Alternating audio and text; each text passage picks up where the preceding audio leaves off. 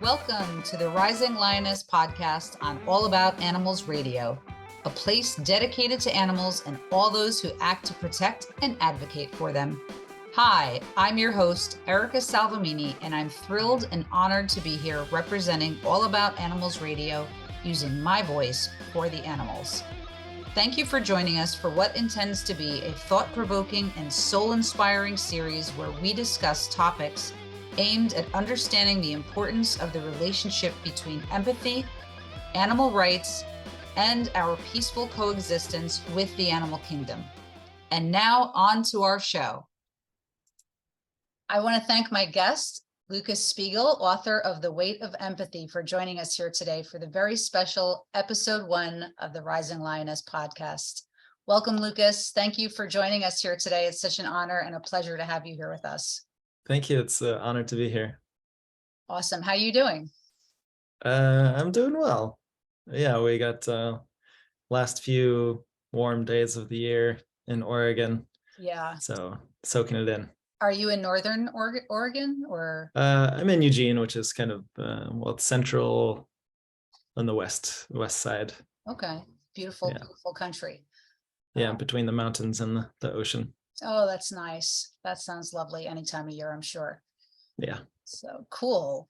Well, I guess we'll just jump right into talking about your beautiful, wonderful memoir, which I don't know if I can put into words adequately how moved I was reading it. And it was, there's so much power behind just the title itself. And it's not just the title, it's the whole meaning behind what that is, and which we'll get into. But your book is a gorgeous, soul-inspiring journey. It's a result of your 22 months of travel throughout Australia, Southeast Asia, and Europe. And I'm not sure that it necessarily started out as a pilgrimage for you to visit all these animal sanctuaries around the world or discover the meaning of the weight of empathy. Did it? No, that's definitely not how it started out. Basically, I was living up in Vancouver, BC at the time before I started traveling, and I decided not to stay there for a handful of reasons. So I had saved some money for the first time in my life. I didn't have a job that I was planning to come back to, no mortgage or dog or anything. So I decided that was possibly the best and potentially last opportunity I might have to do some real long-term traveling. Started planning this trip, and the longer that I had to plan, then the longer the outline started getting. Was thinking maybe a year or more to begin with. By the time I departed, I had like an 18-month outline, and it was 22 months by the time I got back to Oregon.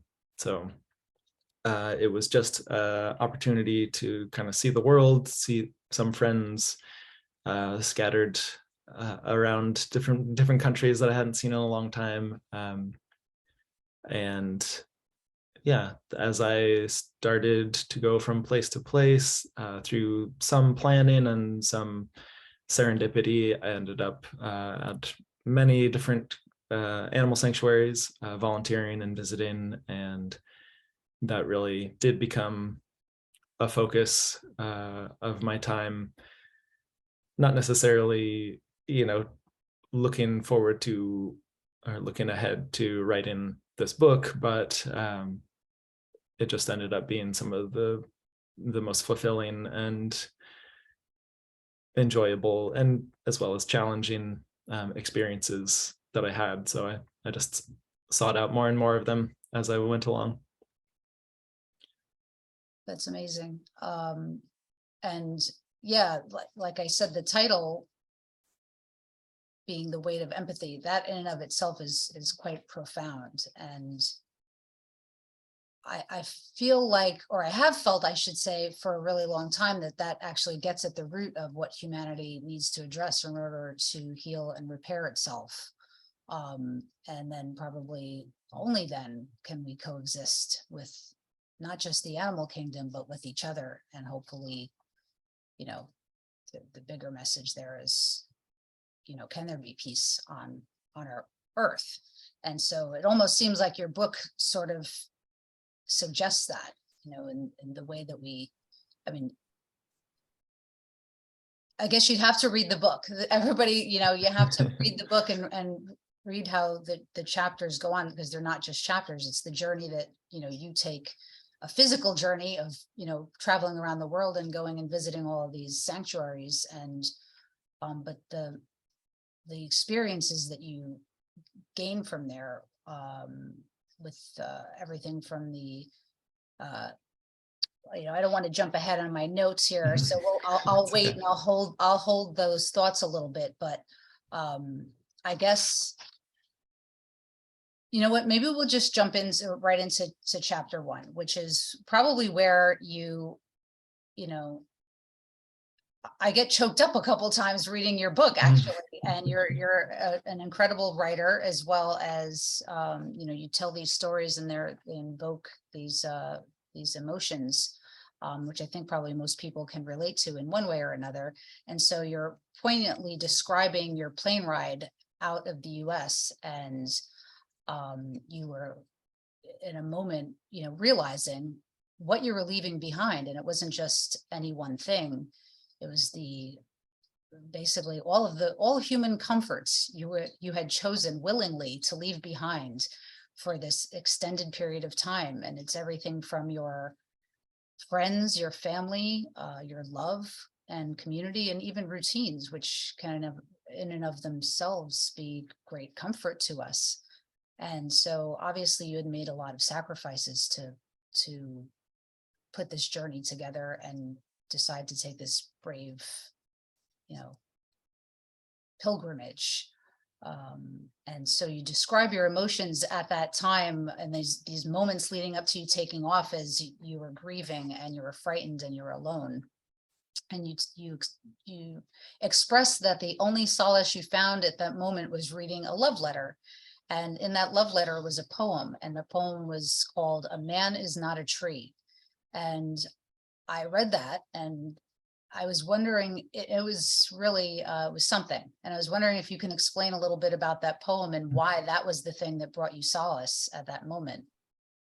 Yeah, it was, hearing you describe it again, it was a very emotional time. And yeah, it was extremely exciting to be going off on this adventure. And at the same time, it was a lot that I was leaving behind.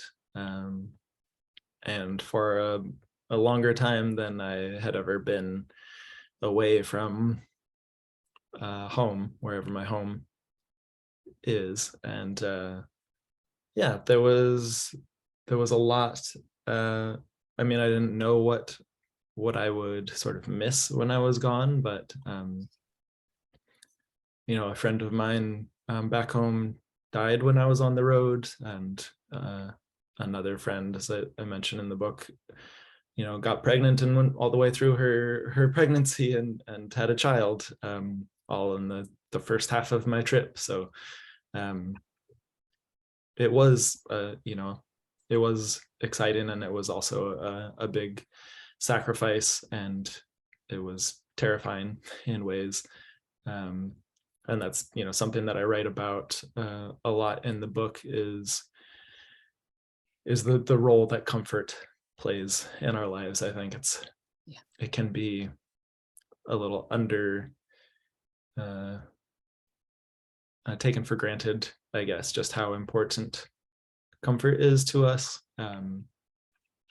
and how that's sort of innate, I think, in just being a human, or any kind of animal for that matter, is just wanting to seek out comfort and stability and safety. And at the same time, that can be extremely limiting in our lives, to sort of cling to comfort, whether it's a good decision or not is up to everybody and to what extent. But I couldn't have done any of this trip if I was afraid of being uncomfortable. I mean, from, volunteering or woofing or doing homestays with strangers in the middle of nowhere in remote parts of Australia, or jumping into a country where I don't speak the language or understand the culture or know anything about it, doing it all on my own is really a critical part of that, was being open to being uncomfortable. And I guess to get back to your question, this metaphor of a man is not a tree, it's something that my this woman I was seeing at the time in Vancouver, she read this poem to me, and this was kind of her insight by way of this poet into my plans. Was, she was so sad to see me go, and at the same time she realized that I can't have a full life and sort of fulfill my potential of who I am and my place in the world if I sit in one spot my whole life like a tree. Right. And that's just not conducive to humans living sort of fulfilled and full lives, and sort of meeting your potential or discovering what your potential is. And again, that's different for everybody. For some people that might be moving out of their small town into a city that's a couple hours away. For some people it might be traveling the world. For some people it might be just becoming a part of a community that they are unfamiliar with, and getting a different perspective that way. But either way, in any of those cases, comfort can be sort of can hold you back from it. So absolutely, I absolutely agree, which is probably why that part really stuck with me. And I really appreciate you sharing your story with us, because that's it's touching, it's beautiful, it's an amazing story, and it's powerful, and I'm sure it can touch many people, because a lot of people can get that, and it resonates on some level or another. And yeah, comfort's really nice, and we cloak ourselves in these warm, cuddly, comfy blankets of lulling ourselves into a often false sense of what is comfort and peace. And it's just because we like to do what's familiar to us. And so, but familiarity often breeds, discomfort. And so I think it's amazing what you did. And yes, we do not grow like trees grow. So we have to, move about. And like you said, it's different for everybody. And so for you, this was your 22-month journey, which took you to all these places and brought you to a spiritual place where you could write such a beautiful book, and so many great stories, and with incredible pictures to match that invoked even deeper feelings. At least they did as I was reading it, and I'm sure it will with everybody else who reads it. And there were so many wonderful stories and moments to share, and it's hard to pick which ones to even bring up with you, but there was, Henny Penny, your favorite childhood chicken. Then later on in your travels, you meet Brave William the chicken, who I loved, and who would run to you lovingly every time you saw him. Such great stories. And then the lovely Violet, who is your favorite baby water buffalo. Such a great picture, which I believe is on your profile here. And I don't even know, there's just so many of them. Is there any one in particular that you'd like to talk about that was like kind of your favorite, that sticks out for you, that maybe you haven't talked about so many times that you're bored of talking about it already? I mean, that was really obviously, or understandably, the main thing that had me going back to Animal Sanctuary after Animal Sanctuary was being able to form these connections with individual animals. In some cases, it was just a really unique opportunity for me, coming to a place that has different kinds of animals. For instance, in the Cambodia Wildlife Sanctuary, and some sanctuaries in Thailand, I got to make some really sweet and meaningful connections with elephants and monkeys and bears, sun bears in Southeast Asia, which are these like small black bears with a sort of a gold crescent or a white crescent on their chest. And there was a baby sun bear named Taz, who I got to take care of. And that was just such an incredible, once in a lifetime opportunity. And, monkey there as well.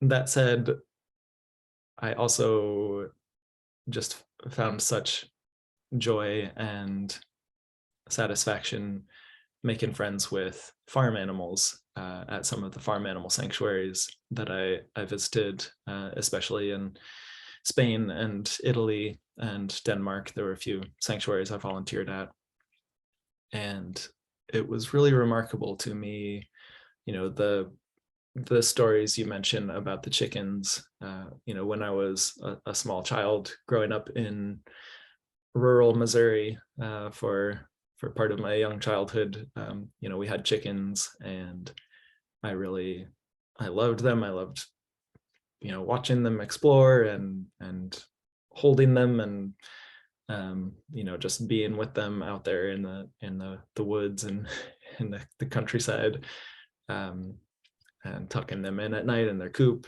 And I can't. That's so good. it was. I'm grateful I had that as a child, but also as I wrote about, we did eat the chickens, and that was a real sort of my first notable experience with that,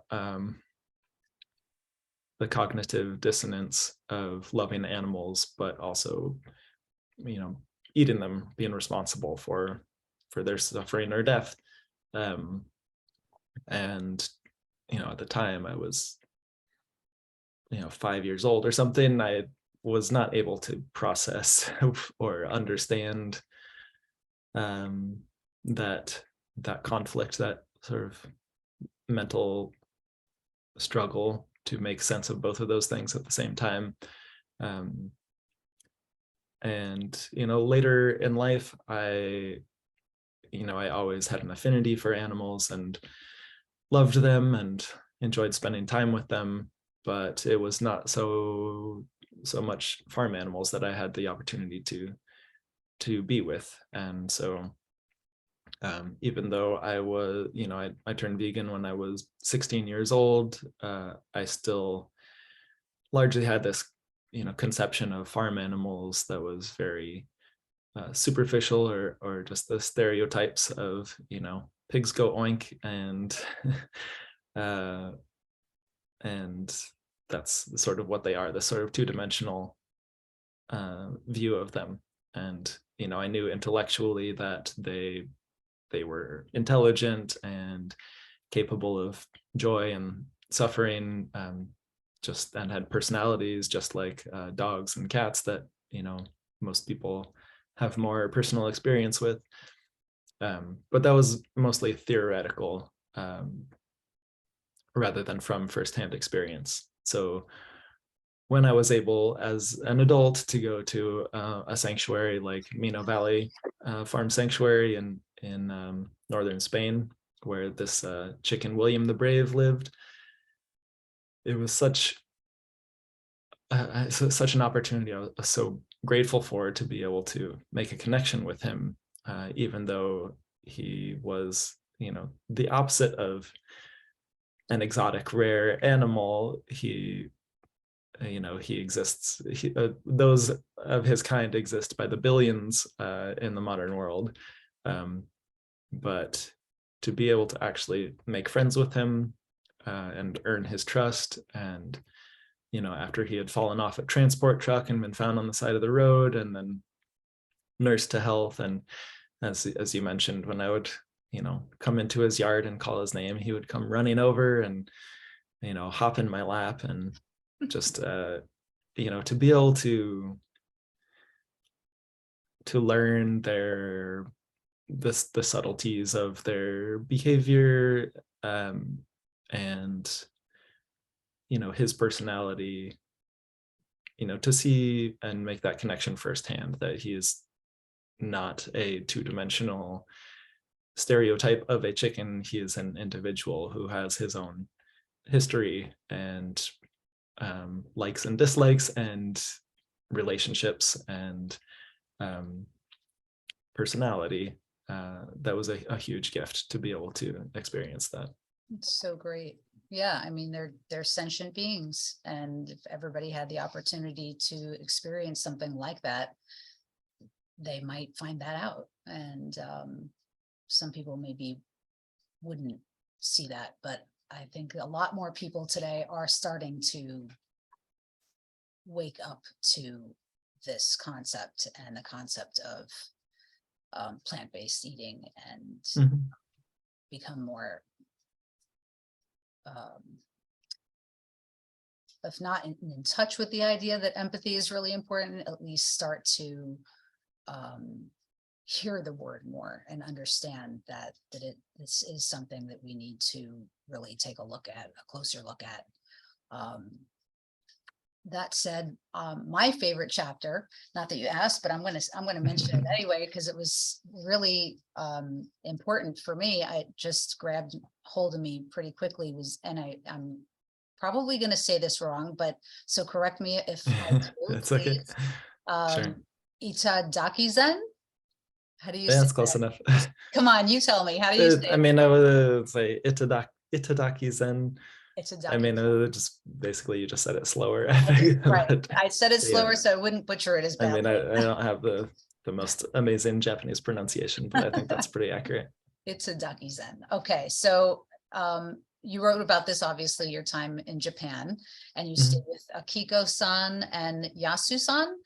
I hope I said their names right. Yeah. And that sounded like they sound like lovely people in a lovely home, and they had a home business selling natural food products. And you talked about how Akiko-san seemed to basically infuse love into everything that she did and all of the food she made, which gets to the philosophy of Itadakizen, which is plant-based eating philosophy, which I'd never heard of, but it resonated with me very much so, which I can explain a little bit better at the end. But for listeners, I'll try and explain it the way you wrote about it, which is a viewpoint that everything we consume has a spirit, and whatever we eat, it's that spirit. If we're consuming that spirit is then mixing with our own spirit.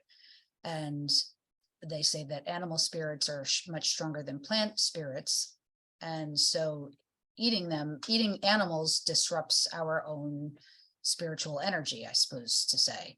And then, but if we're only eating plants, then that disruption is much less, assuming we're not eating lots of chemicals and things like that.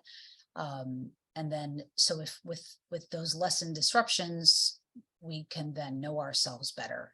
And furthermore, going on to say that it helps purify our spirit and our self-knowledge, and that inner peace would ultimately be the result of that, which then we could go further on to say then Itadakizen is the fundamental basis for the world peace that we desire. Now, I don't know if you wrote that or if that is exactly how they wrote that. Yeah, just a disclaimer, this is you paraphrasing what I wrote through a series of conversations that had some language barriers involved. But yeah, I think that's, from what I understand, I think that's pretty accurate summary. Yeah, it was definitely fascinating to be a a part of their world for a short time. I was woofing with them, which is for you or any listeners who don't know, it stands for Worldwide Opportunities on Organic Farms, and that and some other networks out there, basically a way to connect travelers or anyone really with organic farms or others who need help. And it's essentially a work trade system where you work for room and board and usually live with a family and eat with them. And it's a really amazing way to have some full immersion in another culture and to be useful to them in the process. So I was within there. They didn't have a large farm at the time. As you said, they had a business selling natural foods, and they also made did some like vegan catering as well. So yeah, I got to live with them and learn about this philosophy, Itataki Zen, which I'd never heard of before either. It sounds like it's not that huge of a community, but they do have all vegan, extremely wholesome and delicious Itataki Zen restaurants. I saw think that. there's actually one in London, at least last time I checked, there was one in London, and LA, I think. A handful around Japan as well. They have plans, their goal is to have like 100 of these restaurants around the world. Fabulous. Yeah. Something like that. But yeah, their philosophy, it was interesting for me to try to interpret, and I mean, partially because of the language barriers, conversations with 3 different Japanese people, some of whom had, better English than others. That said, it was also just trying to understand it within the context of my own worldview, which is maybe a little, I don't know if I want to say less spiritual and more rational, but something along those lines. And just thinking like how because it makes sense to me, but I might interpret it a different way in terms of, if you're eating an animal's body who suffered and was tortured massively, and it was killed a fraction of their natural lifespan, if nothing else, there is going back to this cognitive dissonance of you really have to put that out of your mind. Any person who has some empathy or compassion and like understanding of these animals as sentient really has to put that reality out of their mind in order to consume it and feel like it is this nourishing, wholesome, enjoyable experience. Right. And in terms of like quote unquote knowing yourself more truly, whether that's in a spiritual sense or a psychological sense, it is certainly much harder if you are 3 times a day doing these mental and emotional gymnastics in order to enjoy something that logically was the result of suffering, of unnecessary suffering. Right. You can't go back once I mean, I don't think you can. Some of us can't anyway. It's up close and personal, and you see what's happening. So, I mean, it's interesting. I hadn't really made this connection until just now, but I also wrote about my mother going mostly vegan. It was actually right before I left on this trip. So it was, much later in life than I did. And she had, previously eaten meat every day of her life for many decades. And once she stopped, even though she was just, trying it out for a potentially short amount of time, once she stopped, she got some distance between herself and the sort of harsh reality of what it means to eat meat of an animal who suffered. And once she got that distance, because she wasn't eating meat for a few weeks or something, then she was able to start seeing it much more clearly and seeing her relationship to those animals much more clearly. And she even described it as a kind of spiritual awakening for her. So so even if that is, whether, however you want to interpret those words of like animals have a stronger spirit than plants, and so when you eat them, you're disrupting your own spirit. Like I said, I might interpret that a little more through a psychological sort of lens. But I think the premise seems pretty sound to me.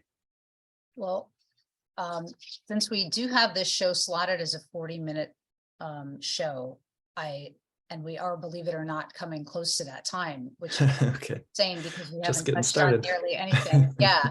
And I do want to delve further into that whole subject matter and the spirit of the animal and what it means. You've got the psychological ramifications, the physical ramifications, and then also the emotional ones. And then there's also energetic. And I happen to be a master Reiki practitioner. So for me, I'm all about the energy and what that all means and what that does to us. And Right. So I could do a whole episode on just that with you if you were so interested. But I do want to talk about a whole bunch of other things as well. So Sure. I'm wondering if we just say we kind of bring this episode to a close.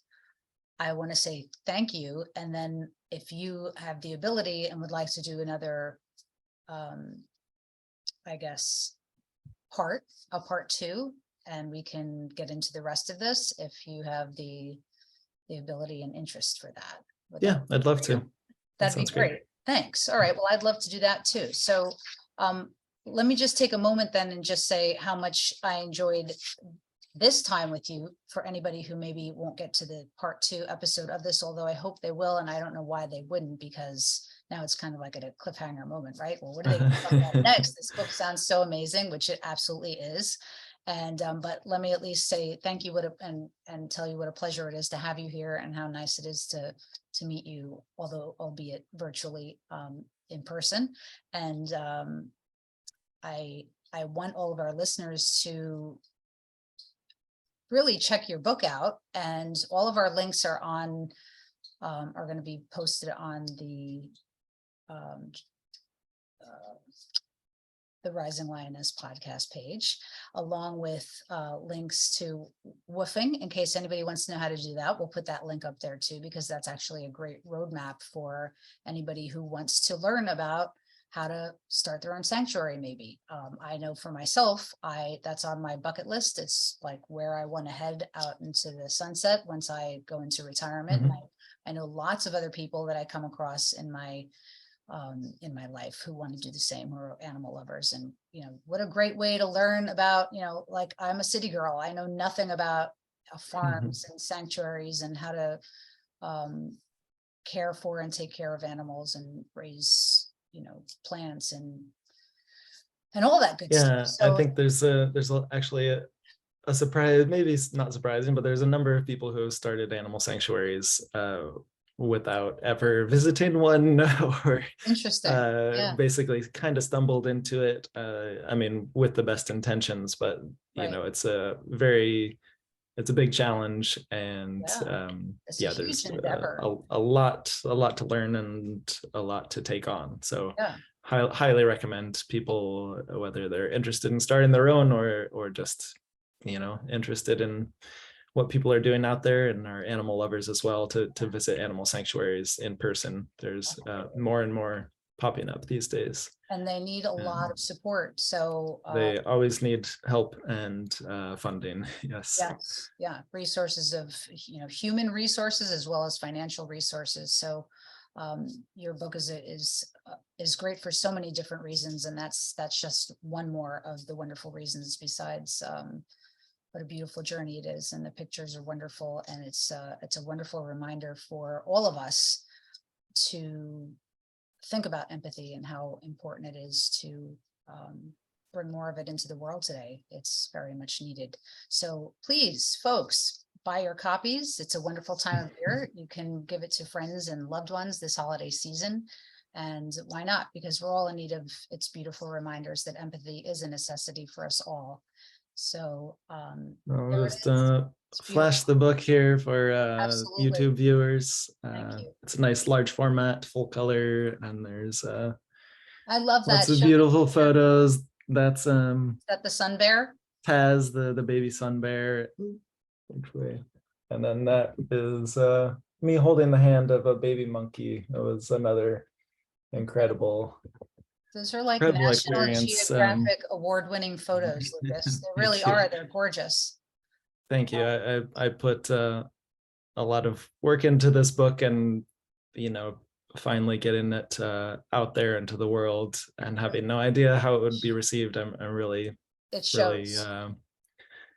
very pleased and grateful to have people like yourself receive it so well, and I'm glad it resonated with you. I loved it. I know everybody else will too. Lucas, I'm a huge fan. Thank you again. I can't wait to find out what's next for you, and everybody log on to see the episode 2 of The Rising Lioness with The Weight of Empathy and Lucas Spiegel. Thank you so much. I'll see you soon. Bye. Bye. Thank you for having me. Thank you. This has been Erica Salvemini for the Rising Lioness Podcast on All About Animals Radio. A special thank you to Chris Corley for generously lending us his song, Zero Gravity, for the Rising Lioness Podcast theme. Please take a moment to write a review for our show, as it helps others to find us. Please also support our guests and their work, All About Animals Radio, and our social networks. Doing this further supports the animals and their advocates too, thereby making you an Animal Kingdom warrior also. You can find our links on the Rising Lioness podcast page.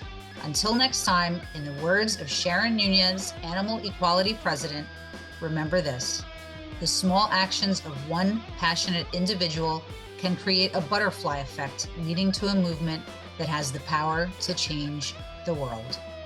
Please use your voice for the animals today.